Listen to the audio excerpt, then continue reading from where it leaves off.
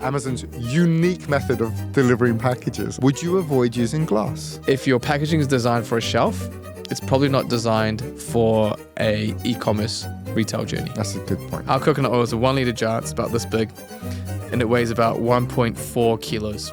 Right, so it's not light and it's glass and it will break easily if you drop it. And we tested it by throwing it against the brick wall and then having it hit the ground, so it's double impact. Okay, so we're back answering your questions because you have questions, we've got some answers, and we want to try and make your life a bit easier. Leon has put together an amazing form in case you've missed this whole part, and you can submit your questions and we will answer them in a future episode. We've got 3 questions in today's episode, so welcome back to the Amazon Clinic. Okay, so question 1, so these have been submitted by real sellers, is from Robert. Hey Rob, thanks for writing in. Robert's headline is the best packaging type. Ooh, scrumptious. I love packaging. This is definitely an alley question. Given Amazon's unique methods of packaging and delivering products to customers through the FBA network, is there a specific type of product packaging component you would recommend avoiding using? Can I just start this with Robert's, Amazon's unique method of delivering packages? I feel that there were inverted commas in unique. Do you think that's passive aggressive? I think it's. I wouldn't say that Robert was passive aggressive, but I think he had intended something with that. Go on. For example, glass. Or would you focus on making the product the best version it can be and then mitigating FBA fulfillment issues instead? So, can I just point out, perfect person to ask the question so delicious. To glass. What a great question. Would you avoid using glass? Okay, so I'm going to take a step back. I'm going to go even further back, okay? When you're trying to think of a product to sell on, because it sounds like Robert doesn't have his product finalized yet. I could be wrong. But if you don't have your product finalized yet, what you want to think about is optimize your product for e-commerce. You want to have a product that's optimized for e-commerce, which means it should have as many of these features as possible. It should be light. It should fit into a letterbox. It should ship easily, as in not break easily when posted. Have some form of subscription element to it that you can bring in. Yeah. And then the other part of that is also like low cost of goods. But try and cover as many of those as possible. Now, can I just state the obvious, or can I put you up on it? Of those 5 things, where does 1 liter coconut oil fit? Coconut oil does not meet any of those features. Oh, no. I think if it meets 2 of those subscription. features. Subscription, definitely. And I think you're... The purchasing elements. Yeah. Okay. But our product is glass. It breaks easily en route, and... it doesn't fit into a letterbox. It definitely doesn't fit into a letterbox. Yeah. So sometimes it's unavoidable. Yeah. Right? So what should you do? My feeling is if your product is... The packaging is designed for a shelf, it's probably not designed for a e-commerce retail journey. That's a good point. Right? So you should create the best product you possibly can, but then on top of that, you should create packaging that's specific for the postal journey. Yeah, and like you say, start with letterbox size if you can, right? If you can. Because if you think about it, your product has to survive sitting on an Amazon shelf or in some kind of warehouse somewhere, then going through processing and getting packed, and then the journey of getting to your door, and then finally, especially for food or things that are temperature sensitive, survive sitting outside exposed. It could be cold, wet, or very hot. Yeah, exactly. So you want to think about all of those. So, Robert. Can I offer you some additional context I think might help? Oh, yes, please. I've been looking at Robert's email address to find his website. And I believe he sells coffee oil. Ooh. For skincare. Yeah. And it appears to be sold in glass. Okay. So, Robert, I love your product. That's awesome. What I do, Robert, is I would design packaging that it can house your product safely for the whole process. I'll tell you what we did. We have... Our coconut oil is a 1 litre jar. It's about this big, and it weighs about 1.4 kilos, right? So it's not light, and it's glass, and it will break easily if you drop it. What we did is we build this kind of like cardboard housing, similar to what your iPhone arrives in, and we tested it by throwing it against the brick wall and then having it hit the ground. So it's double impact. If it survives that, then it became our thing. think about something similar for yours. It doesn't have to be the cardboard molding. You can use these really innovative like air bags that cushion it. You could use cardboard. There's types of cardboard that you can incorporate that isn't a mold, but it will have it, and you can have like double. And the cardboard is not. It's actually very technical. There's a lot to it. You have like e-flute. You have different flute types. You can double layer them. So there's a whole bunch of things. So do that. If you're unsure, consider buying your competitor products or buying similar products that are similar packaging, so you can see what those guys are doing. So I know when I did was exploring what we were going to do, not for the oil but for other products, I went and bought some BrewDog. I went and brought a whole bunch of different things to come in. So brands that you think should be thinking about this stuff have already probably thought about it and have the money to do it. See what they're doing and get it sent to you. Use that for ideas and drinks brands are probably really good to look at, sort of like wines and spirits. They tend to always be in glass bottles and have really good housing on them. Yeah, I think it's worth pointing out that this isn't actually an Amazon issue. This is an e-commerce issue, I would say. Yeah. And the other thing I'd think about, as well as surviving the journey, it needs to create a really positive customer experience when people receive it, because unboxing is a really big thing. So the example I give about how important packaging can be is how many people, so everyone who's listening, have bought an Apple product. How many people still have the box your iPhone arrived in or your MacBook arrived in, even though it's a completely redundant bit of packaging, because going back years. I think I've got iPhone and MacBook boxes going back years. In fact, actually, I've only got 2 sets of boxes going back years. If you go upstairs, they are in my loft. They are Apple products and they are Coconut Merchant because your boxes are amazing. They're really high value, so we keep them and store things in them. Amazing. And so that's the idea, right? The whole idea is it has so much value associated to it that, one, it makes your product seem more valuable, but it's some form of utility that you think, oh, maybe I don't want to throw this away yet.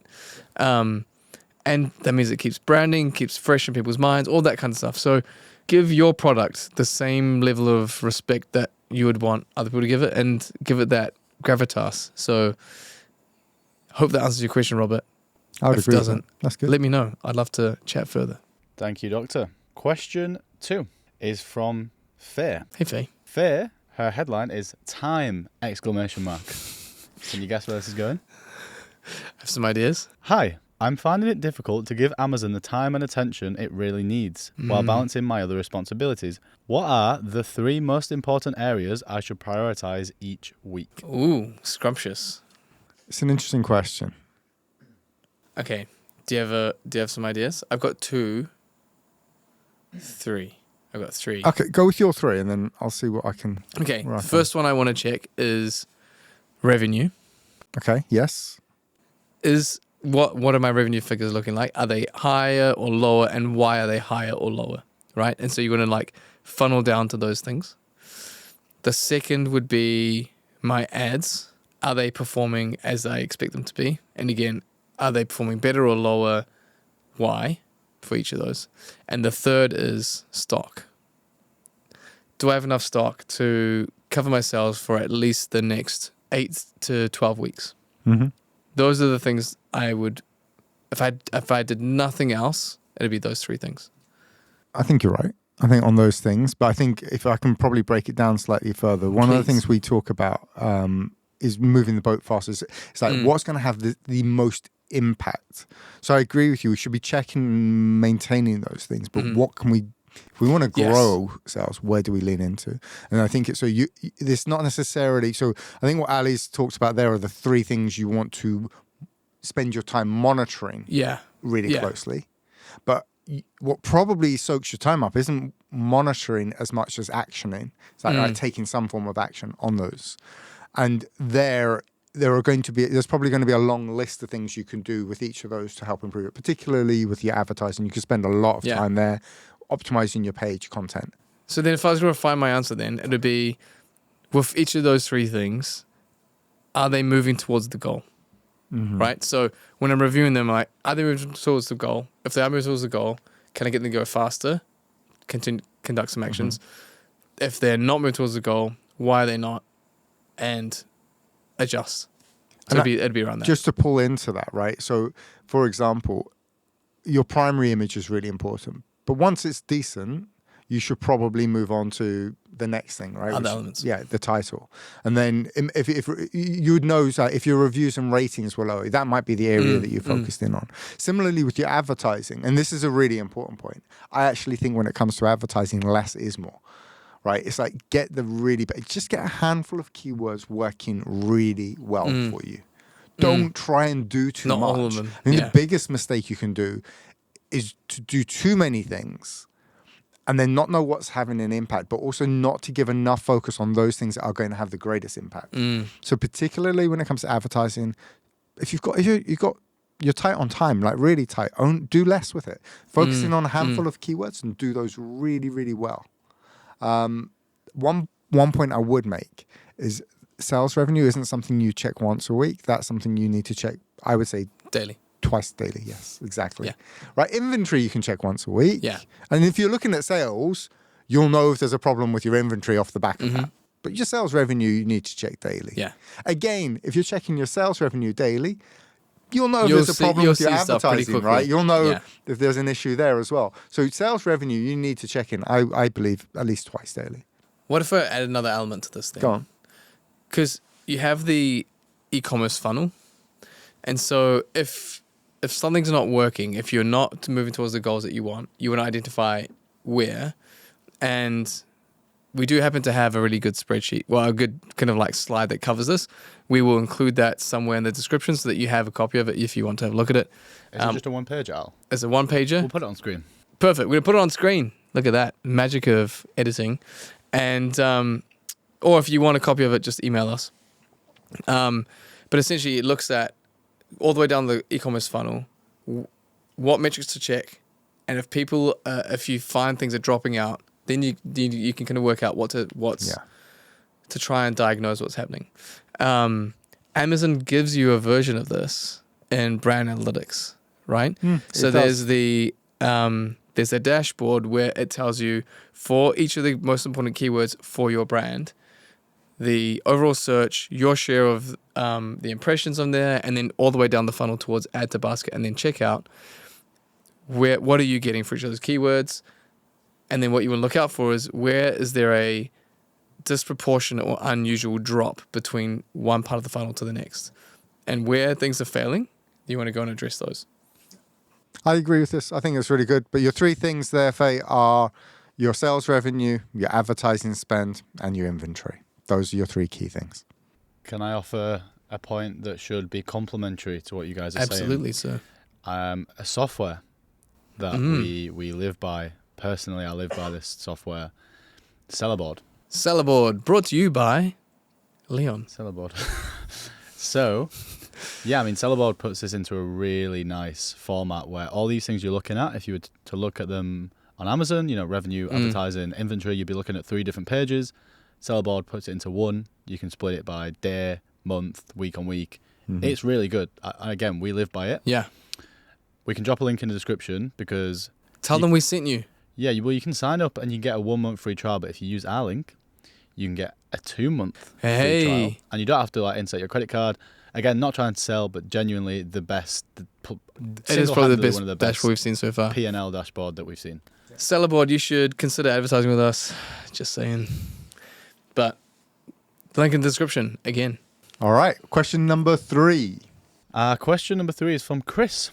Hey, Chris. My director isn't happy with our overall profit on Amazon. To date, we're around 400,000 in sales, and after everything has been accounted for, including COGS, our profit is hovering around 72,000 mark. So what's that, 15-ish%? I think that's about 17 or 18% margin. 17% margin. Yeah.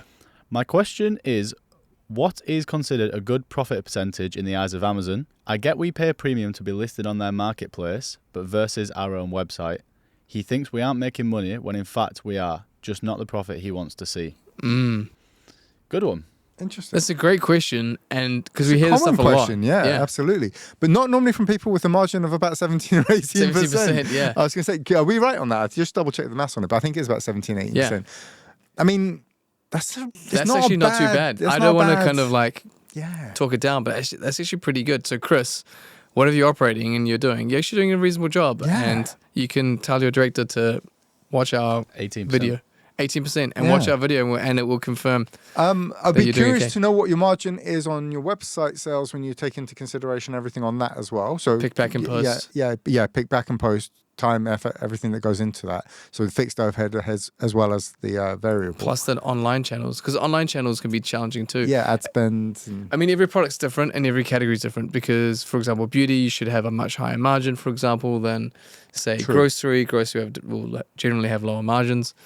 What is a good level? I think... I think it varies. It depends on the business, is what I really want to say. Like, because every business is going to have a different expectation. And I also think it comes down to where you sit in the market and if you're growing or not. It's like, so generally, growth is slightly expensive. Is more expensive. You're going to take a hit on your margin. So if you've been growing your sales to that 400,000 mark at the same time, whereas if they were declining or stagnant, maybe I'll take a different view on the profitability. But I still come back to 18%.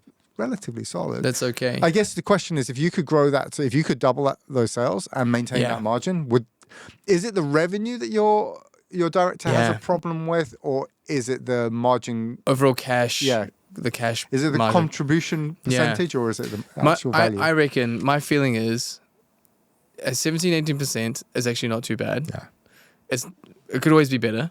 But it might actually be just it's not too bad. So then revenue. all you need to do now is actually just grow that number from 400 to say 1 million, and then your sales go, your profit goes from 72 to about 180, and that'd not be too bad. Yeah. So if it is really just talking about contribution margin, then it's growth. I think the question then to have is, okay, how much of that margin are you willing to sacrifice in the short term whilst you go through the pain of growing? To get there and achieve that higher contribution. I love that question though, because we get asked a lot, right? Because a lot of people are kind of like, I'm not making money on Amazon. Who makes money on Amazon? How can you make money on Amazon? And it's definitely possible. It's just there's so many different variables that go into it. And I think I have pulled it around slightly to that question of, if it is about contribution, it's all right, what am I willing to commit or agree or put up with in order to achieve that growth? And generally, that's another conversation we tend to have with brands where we talk about it. Some are quite realistic and go, okay, fine, I understand I'm going to have to sacrifice some of that margin to grow. Whereas others maybe not as willing to sacrifice in the short term and therefore tend to stay where they are. Yep. So to summarize, if we're talking grocery / lower ticket items, 18% is pretty good. That's not too bad. Yeah. However, if we're talking higher ticket items, beauty, or some different categories. Every category is different because, for example, in beauty, you need to invest more money in marketing. Therefore, you should have a much higher margin expectation, as opposed to, say, grocery. Still some investment in that, but the marketing it's different. So, yeah, I wouldn't have that. But in the end, the advertising would still, if you're advertising beauty more, your net margin would still... Yeah, potentially will come out around similar. And I think a lot of companies will be sitting at around 15 to 20%. This is where I think it's a question of, one, what is the expectation of your director? And two, is it the cash amount or is it the percentage amount? Yeah. If the percentage amount, that's actually not too bad. If it's the cash amount, let's just grow it. I think generally, and throwing it back to you, Leon, if you're sitting there 20% margin, happy days. Yeah. Well, it depends on the product. I mean, I'm talking of a more commodity item. Yeah. Oh, yeah. I mean, we've got certain brands that we work on that would, I'd like. They would love to have that 20%. Remove my left arm for 18% margin, but yeah, it depends on the product. Yeah, it depends if it's a volume game or if it's more brand oriented. Yeah. Okay. So yes, Chris, feel free to email us and we can help more. And elaborate. Yes, our emails will be in the description. Specifically Al's email. Cool. Send it my way. Love that. From Ali's email, you can probably work out the rest of us. All right, guys. So those are our 3 questions for today. If you have a question, there's a link in the description, or it's going to be on screen as well. Message in, write into us. We would love to answer your questions and try to clarify a few things and go from there. And if you have already messaged in and you want us to elaborate on our responses, do that too. Yeah, always. Love to hear from you. Cool. Thanks, team. One love. One love.